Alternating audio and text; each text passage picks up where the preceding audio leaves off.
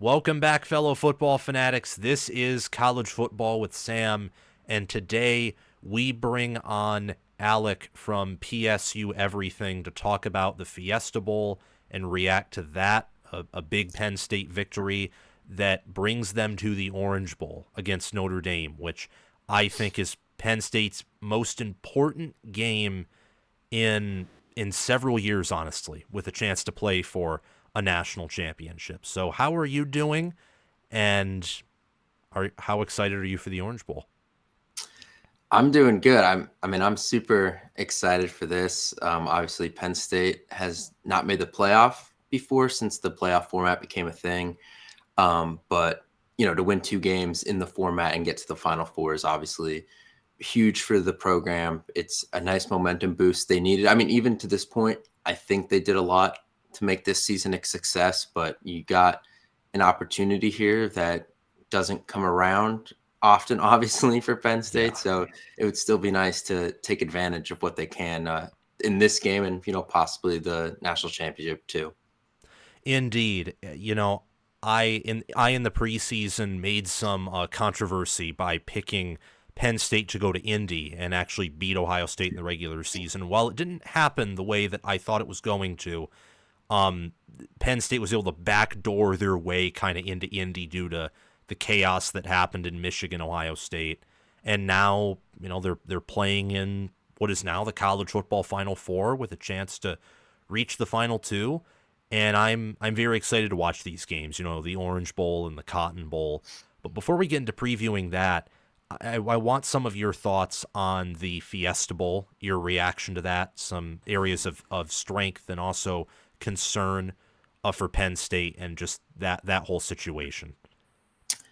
Yeah, that game was funny because it felt like three games in one in a sense. Early in the game, it was the Drew Aller show, and then for the second and third quarters, it was a grind. There wasn't a lot offensively. It was Penn State's defense, not so much on their heels, but just trying to keep the lead for the offense. And then the fourth quarter was the running back show, which in some games this year, it's been Drew Aller playing pretty much catch with Tyler Warren in the backyard, like the USC game. And then there were other games where it was all Allen and Singleton, kind of like the Illinois game. And in this, he kind of got both. So it was interesting from that because they both kind of complemented each other, not at the same time, but in order to get the win, which was nice. The offense was a little weird at times. I think they were almost trying to outsmart themselves in a sense. They were Yes. running for 8 yards a carry. There were a couple third and shorts that they did some bizarre things, whether it be a trick play or try to throw deep. And, a lot of it didn't make sense. I think part of it was they were trying to go for the knockout blow early, especially after Abdul Carter got hurt. I think they panicked a little bit and was like, we can't risk anyone else getting hurt in this game. We need to run the score up as quick as possible and get these guys out of here. And in doing that, it kind of had the reverse effect where they let Boise State stick around because they weren't hitting those plays. And then the second thing is, I think they actually missed Bo Prabula in this game because he's the guy that would come in on these third and shorts, give the option for him to run, or usually it was, Singleton or Allen next to him, or sometimes Tyler Warren next to him, and he could option it to them, or he would just take it himself, or, on the rare occurrence, he would throw, or even rarer, he would throw it back to Aller. And, they usually converted on those things because they had so many different looks that they could throw at a defense with that. And I think in the SMU game, you didn't see it because the defense just got off to that hot start. It was 28-0 in a blink of an eye. But in this game where it was a little more of a grind for a bit, I think actually the areas where Prabula would have been used kind of, you saw it is but probably the best way to put it. Like you actually saw like, oh, if that was him, maybe you're not on a 3rd and 1 doing play action for, to hit a ball 15, 20 yards downfield. So I think that is something to keep in mind is it actually did look like on those short plays on third downs, especially, they did miss him. Yeah, it was so interesting because I covered that game live and did play by play and color commentary and guys, by the way, before we resume this, if you haven't already subscribed to my channel, please subscribe and also like the video to boost engagement. hit the notification bell so that you can get notified when we have guest appearances like this. Thank you for coming on.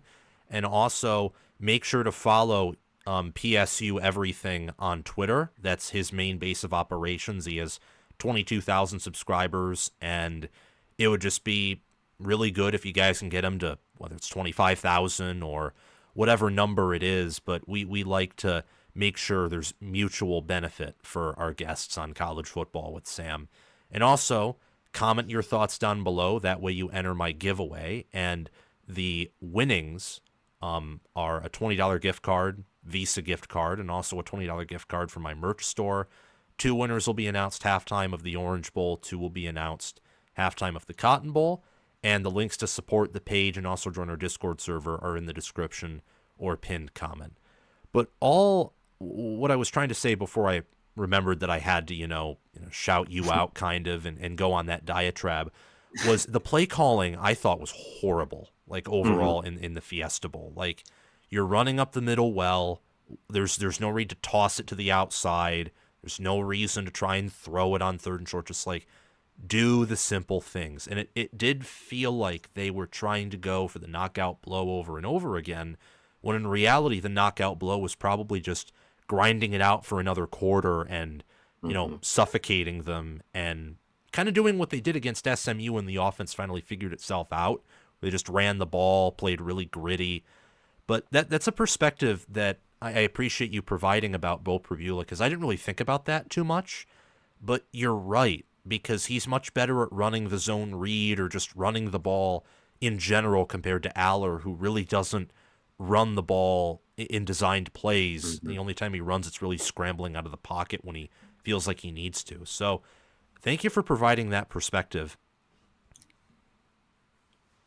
Yeah, and I think that overall, when you look at the Fiesta Bowl, what I was most impressed by was, outside of Nick Singleton toward the end of the game, even more so by the D-line and the linebackers and the safeties, and how they really held Ginty in check, especially when Abdul Carter was in the game. They were not getting any penetration on the offensive line against Penn State's defensive line, and Ginty was held to minimal yards. So it was, I think, a good game for the defense, outside of maybe some plays through the air. But then again, as I identified on my show, and you probably identified on your account, Matt O'Madsen's a pretty underrated QB. He can make some pretty good throws, has some reliable receivers. The offense, of course, has been high upside all season long, but also very clunky.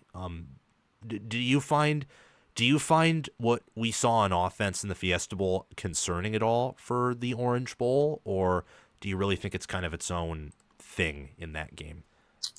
I think there's, you could say there's some concern there. The thing is, I feel like they've looked exactly the same almost all year with the offense. It's never looked like totally all put together. And, people blame that on the lack of talent at receiver a lot. It seems to be the number one thing.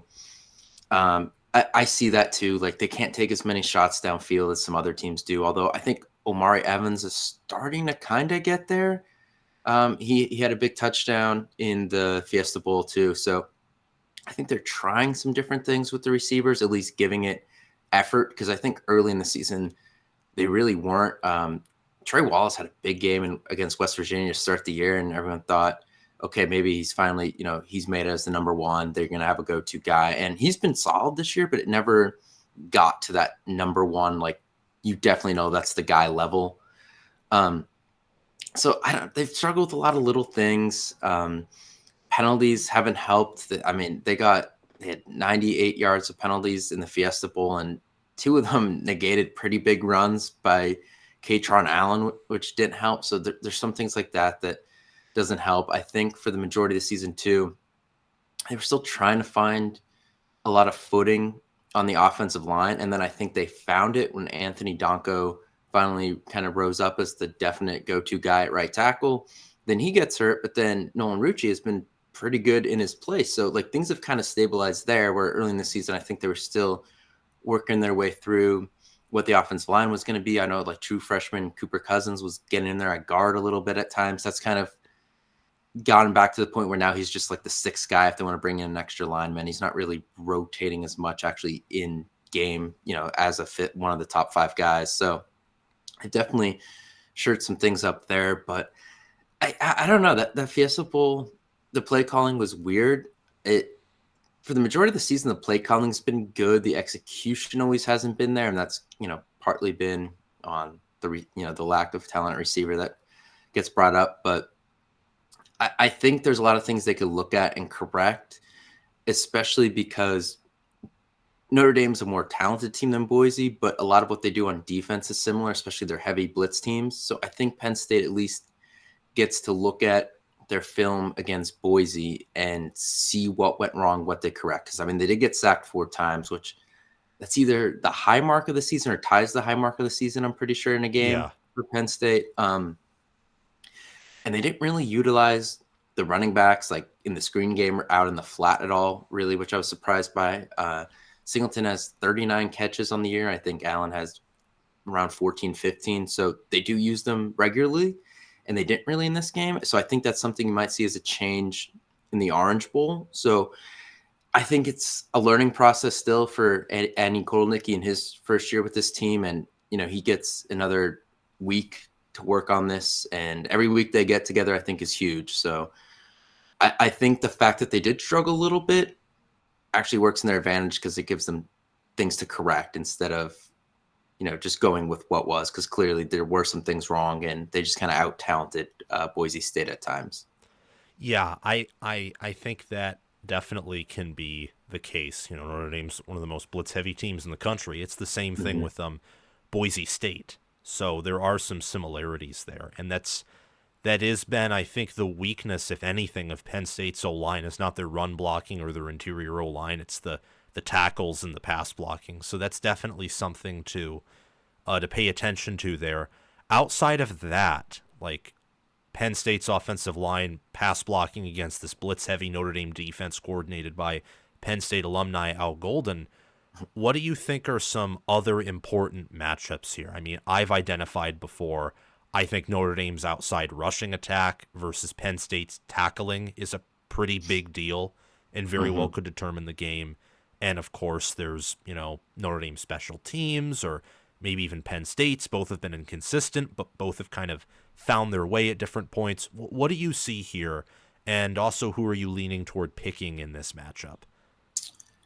Yeah, so I think if we're keeping Penn State on offense, blitz pickup is obviously a big thing. And I watched a video from Landon Tangwell where Drew Aller is the one kind of calling out the blitzes in the pass pro. So, he has to look at what kind of went wrong in the Boise State game because at times it did go wrong. So kind of him versus himself in a sense, I guess, is something to look at in this game. What they do versus Tyler Warren, obviously, every week we always talk about that. Like, what is this team going to do versus Tyler Warren? Kind of shut him down because the passing game does run through him.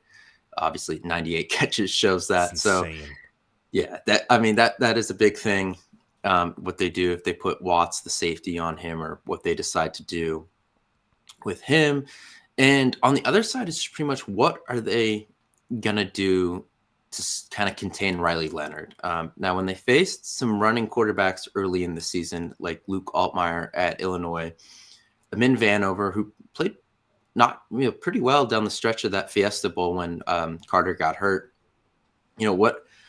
he came in, would play the defensive end position, and Carter was kind of like a rover moving back and forth, kind of between the defensive tackles, just kind of stalking Altmaier.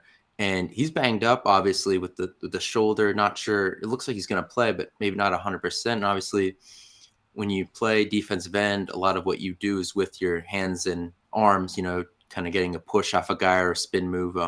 He's gotten pretty good at using those hand moves to get through offensive linemen. If he's not able to do that, then him maybe going to this hybrid linebacker thing where he could spy Leonard might honestly be the most beneficial thing because his speed's still there. Obviously, his size is still there to take down Leonard if needed. So that's a big one to me. Who's going to spy Leonard? I know a lot of people said, no, like let Carter rip it at defensive end and let Tony Rojas do it. Tony Rojas is definitely their best cover linebacker. So I don't know if if you really want to do that consistently, I think they'll probably rotate depending on the situations in the game. Obviously, on obvious passing downs, it's likely Carter goes to edge, and then maybe Rojas does spy Leonard. So those are the big ones I'm looking at. I think Penn State's offensive line make or break this game in a sense, because I just kind of look at the few plays that Notre Dame made against Georgia, and it's obviously the strip sack, which led to their only offensive touchdown of the game. And this wasn't so much on them because they did open a hole for the running back, but then when he fumbled, just kind of getting hit as hard as he did, cost Georgia points too. So I think, Penn State kind of keeping Aller upright and opening holes for these running backs where they're not getting hit head on by these fast and physical defensive backs and linebackers for Notre Dame are huge. I think that's kind of the key for them, is to just try to keep doing what they've been doing on the ground. Because honestly, since the Big Ten championship game, they've been very effective on the ground, both Allen and Singleton. Part of it is that Singleton finally got healthy, so that was a big thing. A lot of these guys this late in the season, these running backs have had a lot of mileage on them. They really haven't, especially Singleton, because he pretty much missed, I'd say, 2.5, 3 games. So there's not as much mileage on him as you think there would be. And it's starting to show, especially you saw it at the end of the Fiesta Bowl where he just broke free. So that to me is Penn State being able to run the ball and just keeping Aller protected, because, Aller hasn't, outside of maybe the USC game and at times the Oregon game, really taken over a game, but he also hasn't done much to hurt them. And if you don't have him protected and he's rushing and he's, maybe throwing some picks because he's scrambling quick, trying to get rid of the ball, or he gets hit and fumbled, that could be the difference. So I just think making the offense run through the running backs and making sure Aller isn't rushed into a rash decision is the two big things. And that they both kind of rely on the offensive line there. Yeah, I think that pass protection, run blocking, and also winning the turnover battle. I think winning the turnover battle is huge, because that's what Notre Dame has leaned on all season long, is winning that turnover battle, and also scoring touchdowns off of turnovers to really assert themselves in games. Penn State doesn't have that same reliance. I mean, they've won games while losing the turnover battle or pushing the turnover battle, and I think that they have the more dynamic roster. But Notre Dame is very well coached. Notre Dame, according to some metrics, is better than Penn State. These teams are very similar, and Notre Dame is better at Penn State in terms of turnovers. I mean, they're second nationally in turnover margin per game because they don't give up the football, but even more importantly, they force a bunch of turnovers. So I think that's very important, and I think that Penn State's path to victory, as you kind of alluded to, is probably running the football and running it very well. And from that point, playing good defense and playing keep away from Notre Dame's DBs in the air. So who do you think wins the Orange Bowl? If you have a score prediction, you can feel free to share that, of course. Yeah, obviously, you'll say some homerish stuff to it, but I do like Penn State, not by a lot, like somewhere in the 24-21, 23-20 range. I think it's going to be a close game. I do like for Penn State's defense that when Penn State's defense has struggled this year, it's been against teams that can send the ball downfield, yes, or has an effective passing game. Obviously, Bowling Green kind of laid the groundwork for that with Harold Fanning across the middle, and then it kind of went away, and then it came up in the USC game again, and then it went away, and Ohio State hit them on some plays, but I don't think that was Ohio State's best passing day against Penn State by any means. But then obviously Oregon just ripped them apart with it. But teams like run first teams, you saw with Boise, like Penn State's been good, like they can handle that. And obviously Notre Dame's a run first team. I think they trust their corners and safeties one-on-one with what Notre Dame has at receiver. I think Notre Dame has solid receivers, but it's not near the level that Ohio State and Oregon and USC had when Penn State played them. Agreed. So they've been battle tested there. I think Penn State's been battle tested with running backs this year. West Virginia has had 2 good ones. One's going to Ohio State now, so I say had. Coleman from Washington was pretty decent. Obviously, Ohio State has Henderson and Judkins. The Oregon guy is good, and obviously Genty. So, they've been battle tested there. Obviously, they haven't really faced where the running back and the quarterback are both passing threats or rushing threats. I mean, in the SMU game, the quarterback was a rushing threat. They were a little ineffective at running back. So this is a challenge for them, but I think they feel comfortable leaving their guys in the secondary one-on-one in situations in this game, and that will allow them to keen in on the run. And that's a big thing for me in this game that I think Penn State will win because of that, because I think they trust A.J. Harris, Kimber, Zion Tracy, Zakee Wheatley, who is all over the place where the ball is. They trust them one-on-one back there. So that's a huge thing for me. And then also, if it comes down to one quarterback needs to make a big throw in this game, I trust Aller over Leonard to do that. It's just, Leonard's not a pass first guy. His high in yards this season, I think, is 229 against Stanford. So he hasn't really lit it up through the air. So I think if it comes down to which quarterback has to make the throw to win the game, I definitely take Aller. So those are kind of the two big factors for me why I lean Penn State. Some concerns I have though, the kicking game has been better under Barker. It's not great. I saw the Notre Dame kicker just came back and was healthy and played pretty well against Georgia. So that's something to keep in mind. And Penn State's just been so bad in the penalty game. How many games have they played now? 15. I don't know off the top of my head, but I'd say they've lost it at least 12 times this year. Even in games they've won, they're just not good there. And it's been a lot of it's boneheaded stuff that you could avoid. So I'd really like that to not be the case because I think that will really kill you in this game. So yes. Yeah, those are against the kind Ohio of the things State to worry about. against Ohio State and Oregon, the penalties just caused really I'd say mostly the second quarter to kind of unravel into the states that it did.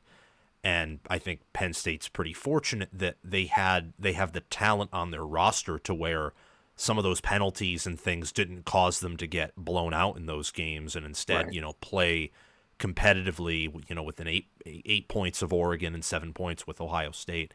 I also am picking Penn State to win 24-20 is my score prediction. I just think that, like you mentioned with Aller, Penn State's more dynamic passing attack, I think, will help them in the red zone, where they're also superior at red zone scoring percentage compared to the Irish. And I think that's the real game breaker. Same with reason number 2, which is I think Penn State's combined rushing defense and offense is better than Notre Dame's combined rushing offense and defense. That's an opinion of mine. But yeah, I agree with you. Penalties are a concern.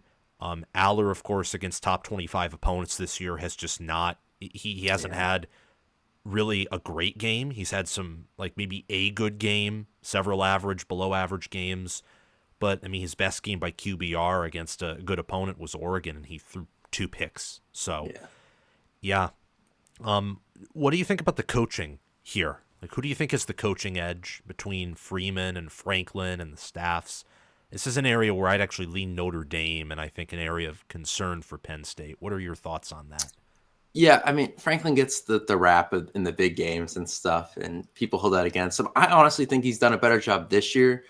I look at that Minnesota game and everything he did on that final drive with the fake punt and then going for on the 2 4th downs. We have not seen that in the 10 years prior.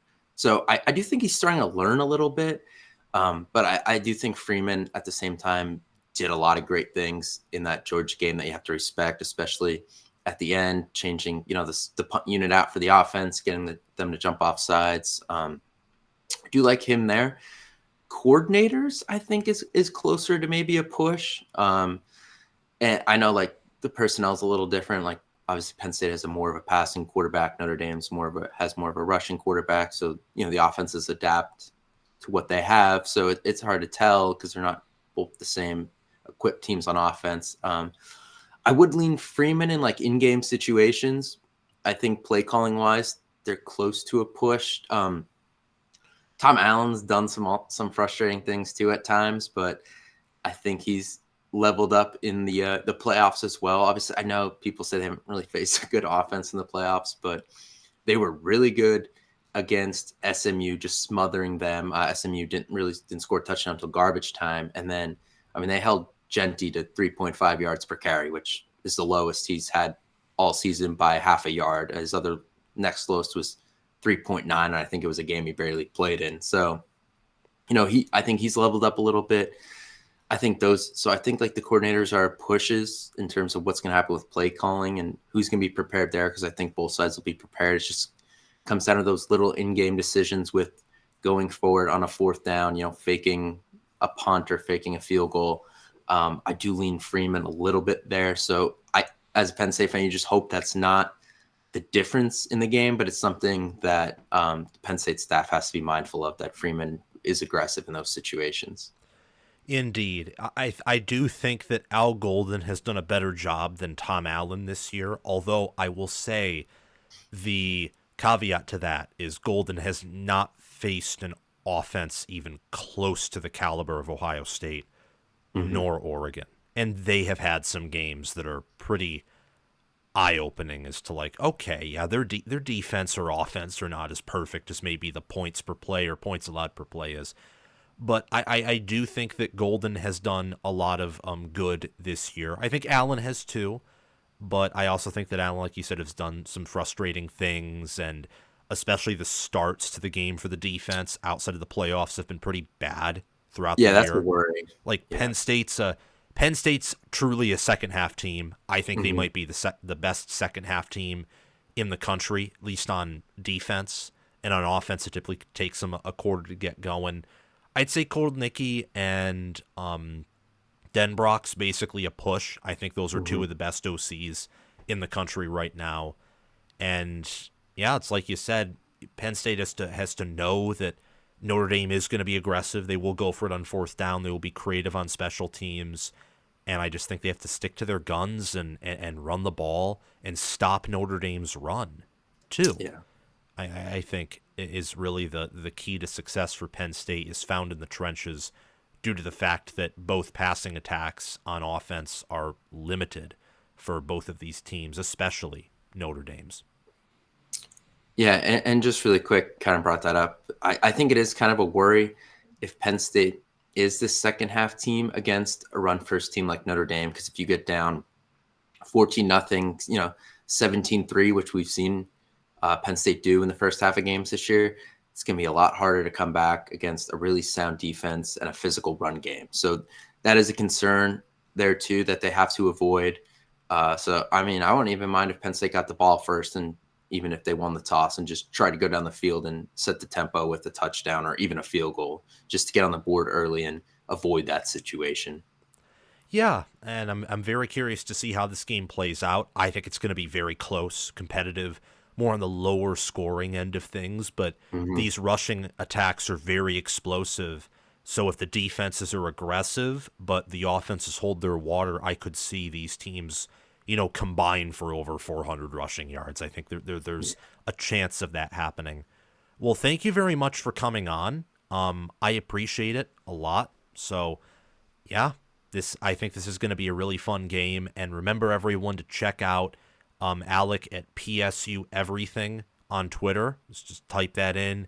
You'll find his account has 22,000 followers on X, which I think is very impressive. And also make sure to like, subscribe, hit the notification bell, and comment your thoughts down below on my channel. We will see you guys soon. Go Nittany Lions and go Fighting Irish. Thank you so much for watching. Remember to like the video and subscribe to the channel. And also hit that notification bell so that way you can get notified when new content from College Football with Sam drops. I appreciate you very much, and also share the video around to others who enjoy the sport of college football and love it as I do and as you do, and comment your thoughts down below so that we can have a conversation, because I want to know what you are thinking. And join our Discord server where we talk college football 24/7. via the link in the description or down below in the pinned comment. Thank you to my Heisman Patreon members, Crash2488, Brasco Rascal, and Kylo OH. Thank you to my All-American Patreon members, Chris Lane, Ismar, and Tyler Nye. And thank you to my All-Conference members, John Lynn, Roaming Gnome, Matthew Sale, Austin Christmas, Joshua Jorgensen, and Will Loftus. Make sure to check out my merchandise store and or Patreon page, or super chat down in the comment section below to support the channel. The Patreon page and merchandise store links are in the description or down below in the pinned comment. I hope you have a wonderful day. It is December, so Merry Christmas and also Happy New Year. I will see you guys soon.